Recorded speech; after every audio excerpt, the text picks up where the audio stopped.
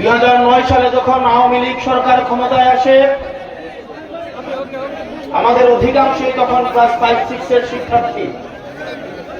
এখানের অধিকাংশই যারা জুলাই গণ অভ্যুত্থানে রক্ত দিয়েছিল তারা হয়তো অনেকে স্কুলে ভর্তি হয়নি। 2014 সালের নির্বাচনে আমরা দেখেছি কিভাবে 151টা আসনকে বিনা ভোটে ভারতের সহায়তায় আওয়ামী লীগ নিজেদের দখলে নিয়ে গিয়েছিল। 2018 সালে আমরা দেখেছি, আমরা সাক্ষী হয়েছি, এই তরুণ প্রজন্মকে সাক্ষী রেখে কিভাবে দিনের ভোট রাতে আয়োজন করা হয়েছিল, কিভাবে খবর থেকে এসে মানুষ ভোট দিয়ে গিয়েছিল। আমরা সেটির সাক্ষী হয়েছিলাম 2018 সালে। প্রিয় তরুণ প্রজন্ম, আমরা দেখেছি 2024 সালে আমিরামিন নির্বাচন। আমাদের মাথা হেট হয়েছিল, আমাদের মস্তক অবনত হয়েছিল, আমরা সাদাকে সাদা বলার স্বাধীনতা হারিয়েছিলাম। আমাদেরকে সাক্ষী রেখে গণতন্ত্রকে বারবার ভুলণ্ঠিত করা হয়েছিল। প্রশাসনের সহায়তায়, এই ডিসিএসপিদের সহায়তায়, এই ইউনিভার্সিটির সহায়তায় আওয়ামী লীগ বারবার ব্যালট বাক্স ছিনতাই করে আমাদের ক্ষমতা কাঠামোকে নিয়ন্ত্রণ এবং দখল করেছিল। শোনো হে প্রশাসন, 2024 সাল থেকে যদি আপনারা শিক্ষা না নেন, আপনারা যদি আবার আগের ছকের নির্বাচনের দিকে ফিরে যান, আপনারা যদি আবার গুলশানের দিকে লাইন দেন, এই তরুণ প্রজন্ম আপনাদেরকে ক্ষমা করবে না। এই তরুণ প্রজন্ম যারা জুলাই এসে রক্ত দিয়েছিল, এই শাহী খুনি হাসিনাও বলতে বাধ্য হয়েছিল, ওদের একটাকে মারলে একটাই যায়, বাকিগুলো রাস্তা থেকে যায় না।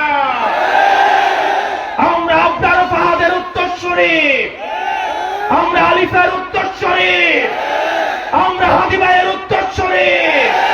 সুতরাং যেসবের ডিসিএসপিরা আমার 14-এর মতো, 18-এর মতো, 24-এর মতো ব্যালট বাক্স ছিনতাই করার চিন্তা করছেন, আপনাদের প্রতি আহ্বান থাকছে, আপনাদের প্রতি আপনাদের পরিণতি হারুনের মতো এবং বেনজিরের মতো হবে।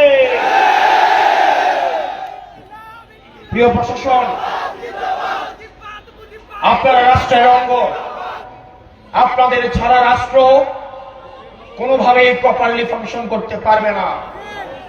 আমাদের এই রাষ্ট্রকে যথাযথ চালাতে হলে আমাদের পুলিশ, মিলিটারি, আমাদের সিভিল অ্যাডমিনিস্ট্রেশন, আমাদের বিচার ব্যবস্থা সবকিছুই যথাযথভাবে আমাদের প্রয়োজন। আপনাদের কাছে অনুরোধ থাকবে, আপনারা কোন দলের গোলাম নন। আওয়ামী লীগ আপনাদেরকে গোলাম বানাইতে চাইছে, আজকে তাদের পরিণতি এবং ঠিকানা হয়েছে দিল্লিতে। আপনারা আপনাদের সহকর্মীদের থেকে শিক্ষা লাভ করেন। আমরা চাই প্রশাসন এবং পুলিশ হবে বাংলাদেশপন্থী। আপনাদের বিএনপিও হওয়ার দরকার নাই, আপনাদের 10 দলীয় ঐক্য জোটেরও কোনো সহায়তা করার দরকার নাই। আপনারা বাংলাদেশটাকে সহায়তা করেন, আপনারা জনগণকে সহায়তা করেন। আমরা জনগণ ঢাল হয়ে চুলে যেভাবে থানাগুলোকে পাহারা দিয়েছি, ইউনিয়ন অফিস পাহারা দিয়েছি, এই জনগণ আপনাদেরকে প্রোটেকশন দিবে।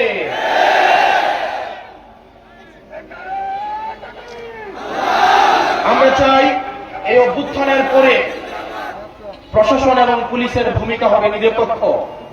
অত্যন্ত দুঃখজনক, আগে আমরা দেখেছি প্রশাসন লাইন ধরত ধানমন্ডিতে, প্রশাসন লাইন ধরত হচ্ছে আমাদের আওয়ামী লীগের অফিসটা যে কোথায় ছিল, গুলিস্তানে। এখন আবার দেখা যায় প্রশাসন লাইন ধরে গুলশানে। কোন এসপি বলে দিয়ে আসে তারা নাকি তারেক জিয়াকে তার জেলার 5টা আসন, 6টা আসন, 11টা আসন উপহার দিবে। আজানের পরে আমরা শুরু করি।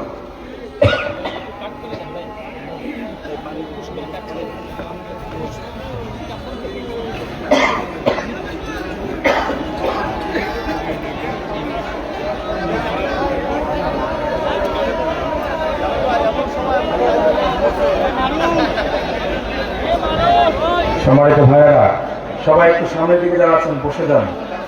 আজান শেষ হওয়া মাত্র আমাদের প্রধান বক্তা হাসনাত আব্দুল্লাহ ভাই কথা বলবেন, এরপরে শফিকুল ইসলাম মাসুদ ভাই কথা বলবেন। সবাই একটু ধৈর্য ধারণ করে একটু ধৈর্যের সাথে আমরা বসে যাই।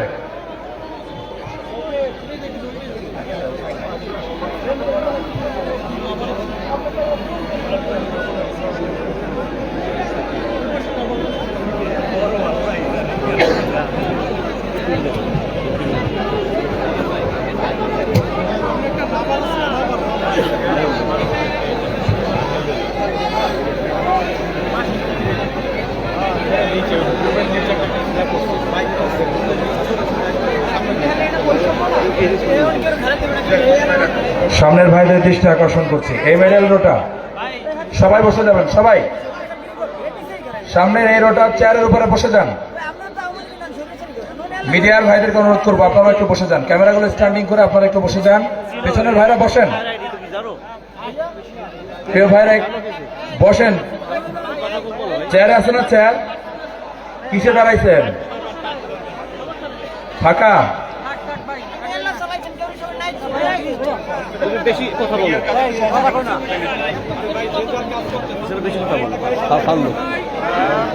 প্রিয় বাউফলবাসী, আমরা আওয়ামী লীগের সময় দেখেছি যখন সুবর্ণচরের এক গর্ভবতী মহিলা ধানের শীষে ভোট দেয়, সেটির কারণে তখনকার সময় আওয়ামী লীগের যেই ডাকাতরা সেই গৃহবধূকে ঘনদর্শন করে। আমরা ভেবেছিলাম বাংলাদেশে এই সংস্কৃতির পরিবর্তন ঘটবে। অত্যন্ত পরিতাপের বিষয়, আমরা দেখলাম গত পরশুদিন দলদলীয় ঐক্যবদ্ধ জোটের আমাদের এক প্রার্থী,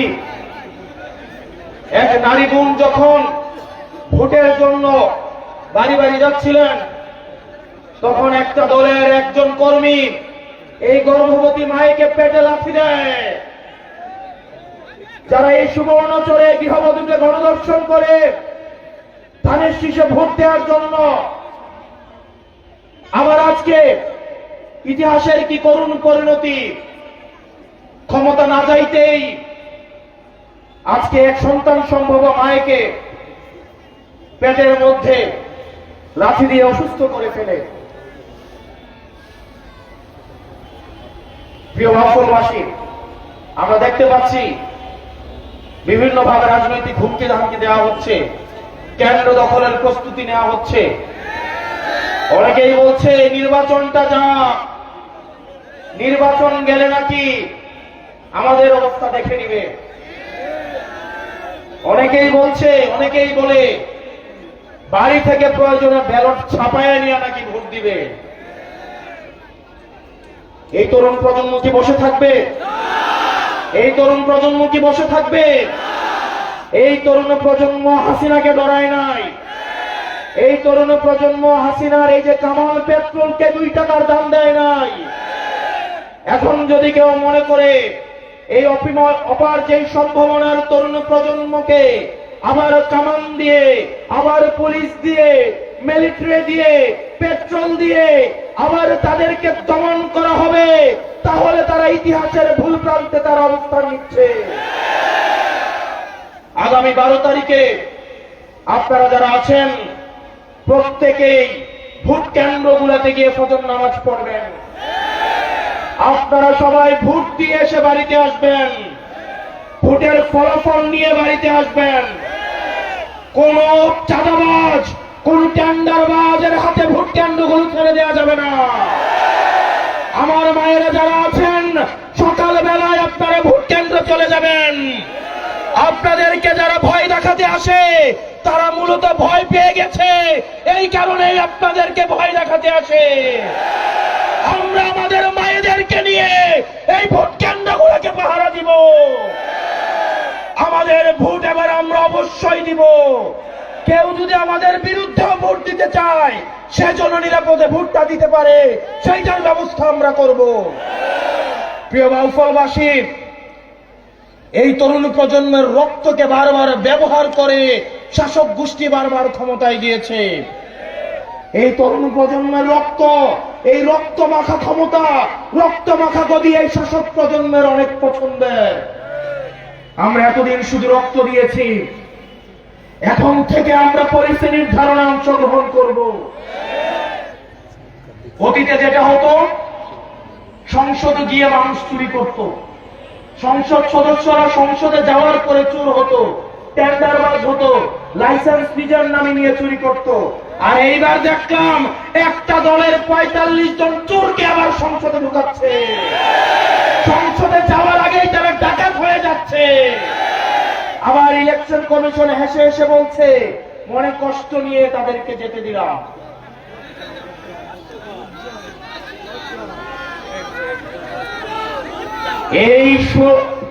আমাদের এই জুলাই অভ্যুত্থানের শহীদের রক্তের উপরে দাঁড়িয়ে যারা পুঙ্গ হয়েছে, যারা আহত হয়েছে, তাদের উপরে দাঁড়িয়ে মাননীয় ইলেকশন কমিশন আপনাদেরকে, ডাকাতদের এবং চোরদেরকে সেফ এক্সিট দিয়ে সংসদে পাঠাতে আপনাদেরকে এই ইলেকশন কমিশনে বসানো হয় নাই। আগামী বাংলাদেশ কখনোই ঋণ খেলাপিদের হাতে উঠাই দিব না, আগামী বাংলাদেশ ব্যাংক ডাকাতদের হাতে তুলে দিব না। ব্যাংক ডাকাতদের জন্য, ঋণ খেলাপির জন্য এই বাংলাদেশের প্রত্যেক ইঞ্চি মাটিকে আমরা জাহান্নাম বানাই ফেলবো। এই ঋণ খেলাপিরা ব্যাংকের থেকে ঋণ নিয়ে বিদেশে পাচার করে তাদের পরিবারের জন্য বিদেশে সেফ হেভেন এবং বেগম পাড়া বানায়। আমাদের দেশের তরুণ প্রজন্ম কর্মসংস্থানের অভাবে কি নিদারুণ করুণ জীবন যাপন করে, আর এদের সন্তানরা বিদেশে থেকে মাদকের জীবন, বিদেশে থেকে বেলাল্লাপনার জীবন যাপন করে। আমরা স্পষ্ট ভাষায় বলছি, ঋণ খেলাপি এবং ব্যাংক ডাকাত তাদেরকে আমরা সংসদে যাইতে দিব না। কিছুদিন আগে দেখলাম বন্দর একটা বিদেশি কোম্পানিকে দেওয়ায় অনেক দল রাস্তায় এসে আন্দোলন করলো যে বন্দর নাকি বিদেশিদের হাতে তুলে দিবে না। অথচ আমরা দেখলাম 138 বছরের শ্রেষ্ঠ 138 বছরের মধ্যে সবচেয়ে বেশি বন্দরে এই বছর ইনকাম হয়েছে। আপনারা বন্দর বিদেশিদের হাতে তুলে দিবেন না, কিন্তু প্রবাসীদেরকে এনে আপনারা সংসদে ঢুকাবেন। এই মুনাফিকে আপনারা নিয়ে কিভাবে ঘুমান? এই প্রবাসীরা এখন সুযোগ আসছে, বাংলাদেশে আসছে। আবার যদি দেখে নির্বাচন উত্তর দক্ষিণ, তাদের যে পাসপোর্ট আছে সেটা নিয়ে আবার বিদেশে পালাবে। এই দেশের ভূমিপুত্ররাই এই দেশ শাসন করবে, কোন প্রবাসী এসে এই দেশ শাসন করতে পারবে না। যে বাংলাদেশের রক্তের সাথে, বাংলাদেশের মাটির সাথে, পানির সাথে, জনগণের সাথে যার কোন সম্পর্ক নাই, বাংলাদেশের জনগণের নীতি নির্ধারণীতে এই প্রবাসীদেরকে, এই বিদেশিদেরকে তাদেরকে কোনো জায়গা দেওয়া হবে না। প্রিয় বাংলাদেশবাসী, প্রিয় তরুণ প্রজন্ম, আমাদের আগামী বাংলাদেশটা, আমাদের অতীত প্রজন্ম যে ভুল করে গিয়েছে, সেই ভুলের দায়ভার, সেই ভুলের মাসুল আমরা তরুণ প্রজন্ম বারবার আমরা দিতে পারবো না। ইতিহাসের প্রত্যেকটা প্রান্তে প্রান্তে আমাদের অতীত প্রজন্ম ইতিহাসের ভুল প্রান্তে তার অবস্থান নিয়েছে এবং সেটার দায় আমাদেরকে, রক্ত দিয়ে আমাদেরকে সেটার দায় শোধ করতে হয়েছে। আমাদের আগামীর বাংলাদেশ হবে সমতার বাংলাদেশ, আগামীর বাংলাদেশ হবে মানবিক মর্যাদার বাংলাদেশ, যেই বাংলাদেশে মত প্রকাশের জন্য আপনাকে গুম করা হবে না, যেই বাংলাদেশে মত প্রকাশের জন্য আপনাকে ক্রস ফায়ারে দেওয়া হবে না, যেই বাংলাদেশে মত প্রকাশের জন্য বাড়ি থেকে উঠিয়ে নিয়ে যাওয়া হবে না, যেই বাংলাদেশে আপনার অধিকার আদায়ের জন্য বাংলাদেশ পরিচয়ের বাইরে আপনাকে হিন্দু পরিচয়, মুসলমান পরিচয়, বৌদ্ধ পরিচয়, খ্রিস্টান পরিচয়, পাহাড়ির পরিচয়, সমতলের পরিচয় আপনাকে ব্যবহার করা লাগবে না। আপনার কেবলমাত্র পরিচয় আপনি বাংলাদেশী, বাংলাদেশী পরিচয়ে আপনি সাম্য, মানবিক মর্যাদা, ন্যায় বিচারের আপনি সমান অধিকার পাবেন ইনশাআল্লাহ। আগামী নির্বাচনে আমাদের ঐক্যবদ্ধ বাংলাদেশ, আমাদের বাংলাদেশের প্রধান এবং প্রথম সমস্যাই হচ্ছে দুর্নীতি। আপনি একটা ফুটা ট্যাঙ্কের মধ্যে যতই পানি দেন না কেন, দিন শেষে পানি থাকবে খালি। আমাদের ফুটাগুলাকে বন্ধ করতে হবে, দুর্নীতিকে বন্ধ করতে হবে। অত্যন্ত পরিতাপের বিষয়, আমাদের দুর্নীতি বন্ধের দিকে মনোযোগ নাই, কারণ আমরা দুর্নীতিবাজদেরকে আবার আমাদের অনেক দল সংসদে পাঠাচ্ছে। আগামী নির্বাচন হবে দুর্নীতিবাজদের বিরুদ্ধে নির্বাচন, আগামী নির্বাচন হবে টেন্ডারবাজদের বিরুদ্ধে নির্বাচন, আগামী নির্বাচন হবে এই চাঁদাবাজদের বিরুদ্ধে রেড কার্ডের নির্বাচন। প্রিয় তরুণ প্রজন্ম, আমরা এই তরুণ প্রজন্ম আমাদের পরিচয় হবে আমরা একটা বৈষম্য মুক্ত বাংলাদেশের নামক একটা রাষ্ট্রের আধুনিক এবং অগ্রসর রাষ্ট্রের একটা গর্বিত নাগরিক হইতে চাই। আমরা বিশ্ব ব্যবস্থার সাথে শুধুমাত্র তাল মিলিয়ে চলতে চাই, বিষয়টা এমন না। আমরা বিশ্ব ব্যবস্থার নিয়ন্ত্রণ আমরা নিতে চাই। আমাদের রেমিটেন্স যোদ্ধা যেসব ভাইয়েরা বিদেশে রয়েছে তাদের অধিকার আমরা নিশ্চিত করতে চাই। যেসব কৃষক তারা, আমরা আপনাদের এলাকায় গত বছর আসছিলাম, আমি আমার আত্মীয় বাসা এখানে, গত বছর এসে দেখলাম একটা তরমুজের একটা ট্রাক যদি ঢাকায় পাঠাতে হয় সেখানেও চাঁদা দিতে হয়, ধান যদি ঢাকায় পাঠাইতে হয় সেখানেও চাঁদা দিতে হয়, একটা সিঞ্জিওয়ালা সারাদিন 500 টাকা ইনকাম করে সেখান থেকেও চাঁদা দিতে হয়, একটা ঝালমুড়িওয়ালা ঝালমুড়ি বিক্রি করে 200-400 টাকা ইনকাম করে সেখানেও চাঁদা দিতে হয়। মসজিদ কমিটি গুলাকেও নিয়ন্ত্রণ করেছে, স্কুল কমিটি গুলাকেও দখল করেছে, মাদ্রাসা গুলাকেও দখল করেছে। এই চাঁদাবাজদেরকে আগামী নির্বাচনে 12 তারিখ ভোটের মধ্য দিয়ে আমরা তাদেরকে রেড কার্ড দেখাবো ইনশাআল্লাহ। এবং এই ফেসিবাদ লড়াইয়ে আপনারা বাউফলের মানুষ হচ্ছেন, আপনাদের গুড লাক, কারণ বাউফলে আপনারা এমন একজনকে পেয়েছেন, তাকে যদি আপনারা হারান তার বাউফলকে প্রয়োজন নাই, কিন্তু বাউফলের জন্য মাসুদ ভাইয়ের প্রয়োজন। এবং মাসুদ ভাই, আমরা যখন স্কুল কলেজে পড়ি, মাসুদ ভাই নির্যাতন নিপীড়ন যে ভিডিওগুলো সামনে আসতো, আমাদের একটা ইনোসেন্ট মাইন্ড, আমরা তখন কেবলমাত্র রাজনীতি, ভাই 6-7 সালে হচ্ছে শিবিরের দায়িত্বশীল ছিলেন, আর আমরা 6-7 সালে হয়তো ক্লাস 1-এ পড়ি বা 2-তে পড়ি। আমরা যখন ইউনিভার্সিটিতে আসলাম 2016 সালে, তখনকার সময় থেকে ভাইকে যখন আমরা দেখি, ভাইয়ের নির্যাতন নিপীড়ন কারাবরণের যে জীবন আমরা যখন দেখেছি, যে আপসহীন যে মনোভাব আমরা দেখেছি, আমরা বিশ্বাস করি বাউফল তার ইতিহাসে সর্বশ্রেষ্ঠ এবং এই ইতিহাসে সর্বশ্রেষ্ঠ সংসদ সদস্য পেতে যাচ্ছে ইনশাআল্লাহ। এই সংসদ সদস্য মাসুদ ভাই কেবলমাত্র বাউফলের না, ইনি হচ্ছেন সারা বাংলাদেশের সম্পদ। উনি হচ্ছেন আধিপত্যবাদের বিরুদ্ধে সবসময় লড়াকু এক সৈনিক, দুর্নীতিবাদদের বিরুদ্ধে এক সৈনিক, ভারতীয় আধিপত্যবাদের বিরুদ্ধে এক সৈনিক, হাজি ভাইয়ের উত্তরস্বরী। এই মাসুদ ভাইকে আপনারা সম্মান দিবেন তো ইনশাআল্লাহ? এই 12 তারিখ মাসুদ ভাইকে আপনারা জয়ী করবেন তো ইনশাআল্লাহ? ওই 12 তারিখ সারাদিন 12 তারিখ সারাদিন 12 তারিখ সারাদিন দাঁড়িপাল্লায় ভোট দিন, মাসুদ ভাইকে ভোট দিন, মাসুদ ভাইকে ভোট দিন, 12 তারিখ সারাদিন। প্রিয় তরুণ প্রজন্ম, আমি বারবার তরুণ প্রজন্মকে এখানে অ্যাড্রেস করলাম, কারণ হচ্ছে আগামী যে বাংলাদেশ, এই বাংলাদেশের সংকট, এই বাংলাদেশের সম্ভাবনা, এই বাংলাদেশের সমস্যা, এই দায়টা কিন্তু আমাদের তৈরি করবে।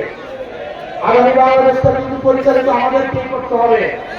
এই বাংলাদেশটাকে যদি ছাড়া ঝুলিয়ে রেখে যায়, এটার দায় কিন্তু আমাদেরকেই নিতে হবে। এই জন্য আমাদের তরুণ প্রজন্মকে প্রস্তুত থাকতে হবে।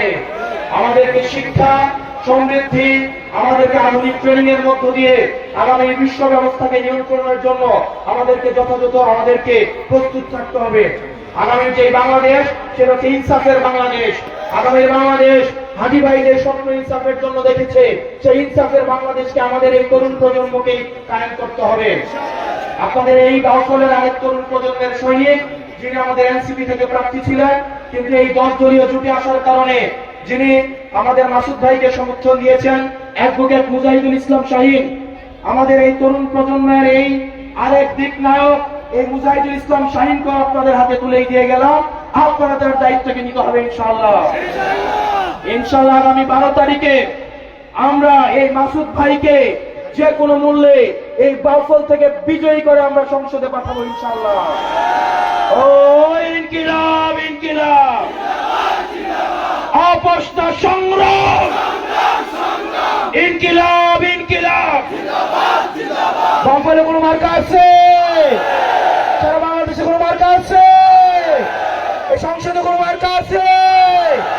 ওই সেই মার্কা আর জোরে সংসদে হে বাজাবে সরকারে আর জোরে সামনে থেকে সংসদে